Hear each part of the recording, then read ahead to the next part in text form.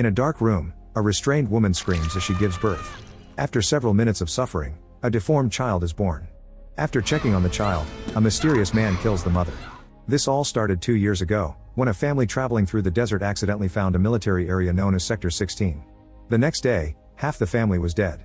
During the following weeks, the American Army sent a team to search for the missing people. In the present, military leaders have ordered a team to install electronic monitoring in the area, but the reasons are confidential. To test the connections, technician Han has installed some dummy dolls in an old mine that could be used as a secret meeting room. Dr. Wilson keeps an eye on things from the control room, which has a heat sensor. Wilson tells Han that some connections aren't working before he notices something strange on the scanner. Before he can analyze it, the screen goes off. Han goes to check the power box and discovers the cables are fried, so he assumes the rats did it. Meanwhile, Dr. Foster is setting up his equipment on top of a hill. He tries to call Wilson on the radio, but he won't answer. Then he tries to contact Han, but he's lying dead in the mine with all his intestines out. When Foster turns around, he's shocked to see a mutated man eating a snake. Foster tries to communicate, but the mutant is more amused by his bag zipper. Suddenly the man starts growling a weird word. It takes Foster a few seconds to realize he's saying run away, and by then it's too late. Someone attacks him from behind and kills him. Colonel Redding hears the screaming, so he goes looking for Foster while calling his name. Suddenly a mutant appears behind him and stabs him with a rod before throwing him down the hill. Meanwhile, a group of soldiers is under heavy fire in a dangerous war zone. Spitter accidentally loses his helmet and goes back for it, ignoring his teammates' warnings. Mine goes off near him and sends him flying. An enemy starts insulting them and their mother, so Crank comes out of hiding to chase after him. His teammates think he's crazy, but they have no choice but to follow him. They throw some grenades through a door and the explosion knocks them down. A baby doll falls next to them and a mother appears crying for her child. Napoleon tries to apologize to her, only for the woman to reveal a bunch of grenades under her clothes. She says kaboom to represent the explosion, revealing this is just a training exercise and they aren't in a real war. Afterward, Sergeant Jeffrey scolds the whole team for acting like morons. He also announces they'll be traveling to Sector 16 to deliver some goods for the scientists working there. It's a top secret area, so they mustn't talk to anyone or wander off. When they reach Sector 16, the team remembers that the army used to test nuclear weapons there and they worry it may be radioactive land. However, Jeffrey says their higher-ups assured him it wasn't. During the trip, the cadets keep teasing each other and it escalates into an argument. Crank gets angry and almost throws someone off the truck, so the others have to call him down. When they finally reach the scientist camp, they don't find a single person. They try the radios, but there's no answer. They don't notice someone watching from behind the rocks. Crank opens the door to the mine and is startled by a bunch of bats flying out. They find a satellite phone, however it's been destroyed. Suddenly a truck radio receives a transmission from a man asking for help. He says he's up the hill, but before he can add more details, the call ends. At that moment the team sees a signal mirror on the hill and Jeffrey announces that they're going on a rescue mission. Napoleon thinks it's a bad idea to leave without contacting the base first, so Jeffrey punishes him by making him guard the bathroom on one leg. On their way out, Jeffrey notices Amber flirting and makes her stay too, telling her to keep trying the radio.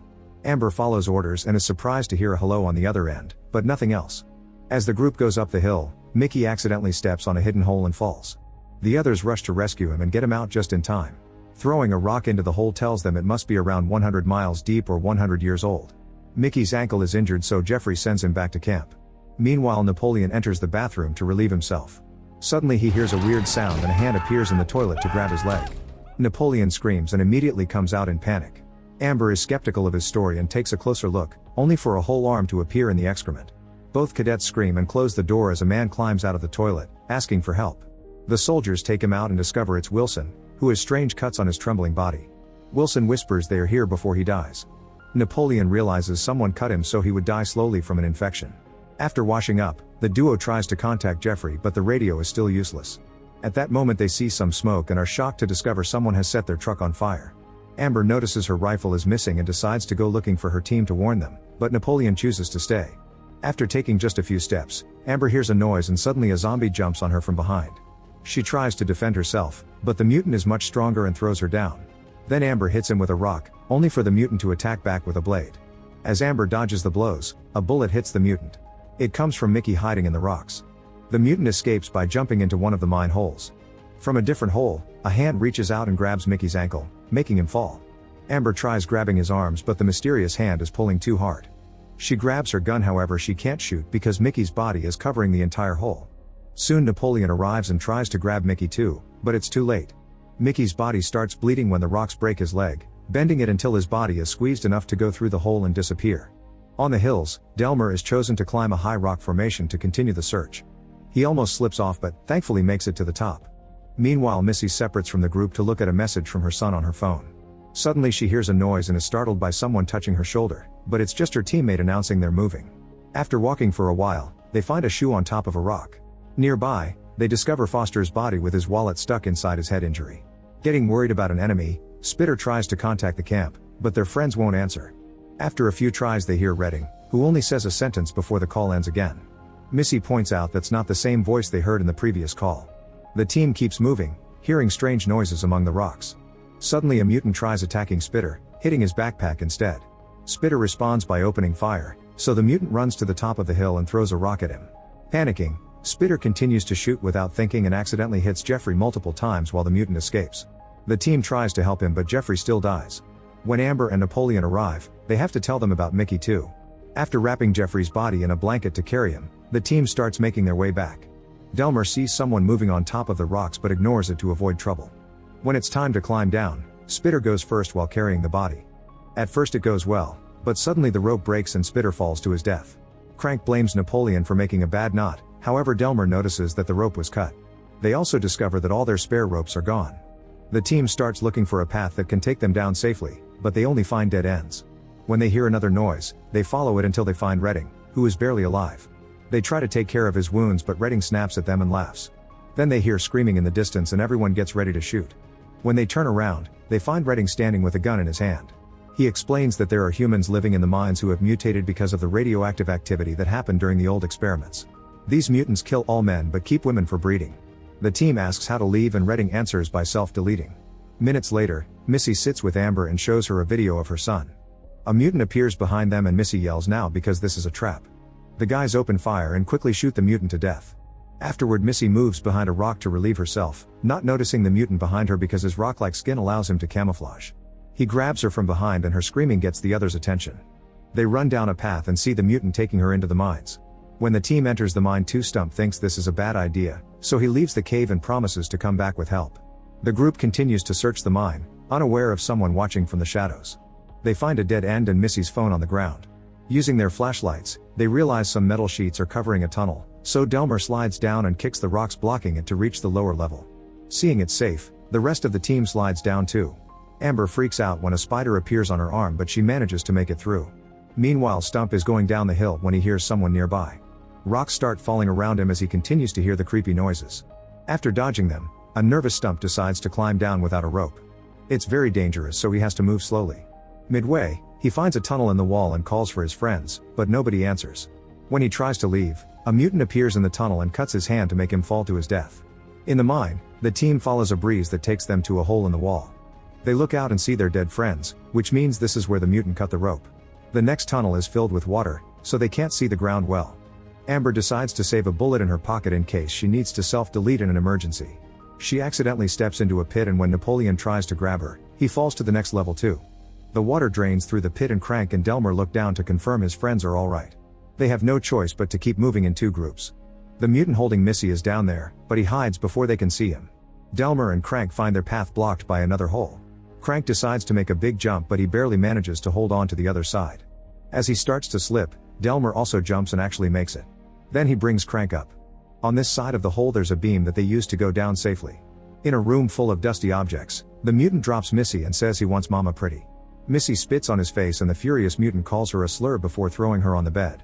She tries to defend herself but he strikes her down. He tastes her blood and calls it sweet before inserting his tongue into her mouth. Missy bites a piece of tongue off and kicks the mutant in the groin, then she tries to run away.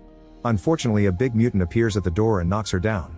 The first creature apologizes and calls him Papa before the new mutant hits him too, so he runs away. Next the big mutant announces he wants a baby and tries to take advantage of Missy. Hearing the screaming, Delmer and Crank call Missy's name while trying to find the right path. The big mutant roars and closes the door before going back to Missy to violently abuse her. Meanwhile Napoleon and Amber find Stump's headband and his hand suddenly falls near them. A mutant is sneaking around and Napoleon opens fire, but he doesn't land a single shot and runs out of bullets. Then the mutant tries to attack, so Amber grabs his head to burst one of his eyes. He tries to choke her in return, however Napoleon uses a rock to smash the mutant's head until he's dead. At that moment a blind creature appears in the tunnel so the duo slowly moves back to try to escape. As the mutant tries to follow their smell, Amber and Napoleon fall through a hatch. To their surprise, a friendly mutant closes it and tells them they're safe. Soon Crank and Delmer reach the same tunnel and their voices cause the blind mutant to open fire. Delmer gets wounded, but Crank acts fast and fires back until he brings the blind mutant down, although now both soldiers are out of ammo. Napoleon opens the hatch and brings his friends in. The mutant asks them to follow him, and after crossing a hidden passage, the group reaches a room full of bodies and the belongings of the victims. Body parts are hanging on tables and hooks or inside a fridge and a meat grinder. Amber screams when she finds Mickey's body. At that moment Delmer collapses and dies in his friend's arms. The group keeps moving while dragging Delmar's body. The mutant guides them to the entrance, but sadly the door is stuck. Amber wants to go back for Missy, but Crank thinks she's already dead. Then he sees dynamite behind a wooden door and starts ripping off the planks. The mutant says they shouldn't touch anything and runs away. When Amber decides to search for Missy anyway, Napoleon follows her. Eventually Crank enters the other room and grabs a dynamite box. However, when he brings it out, he accidentally pulls a wire that detonates the explosives. The explosion is big enough to bring down debris on Napoleon and Amber, who come back to check on his friend and find him dead.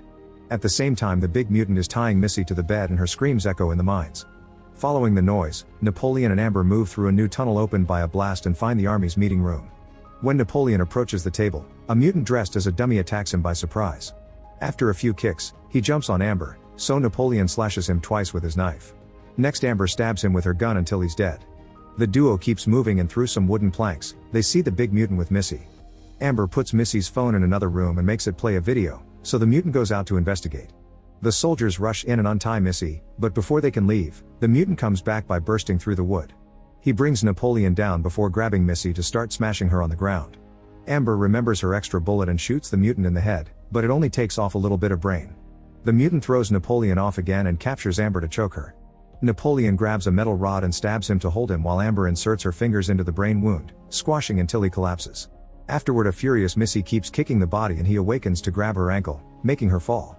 He reaches for a knife but Napoleon finds an axe and stops him before helping Amber free their friend.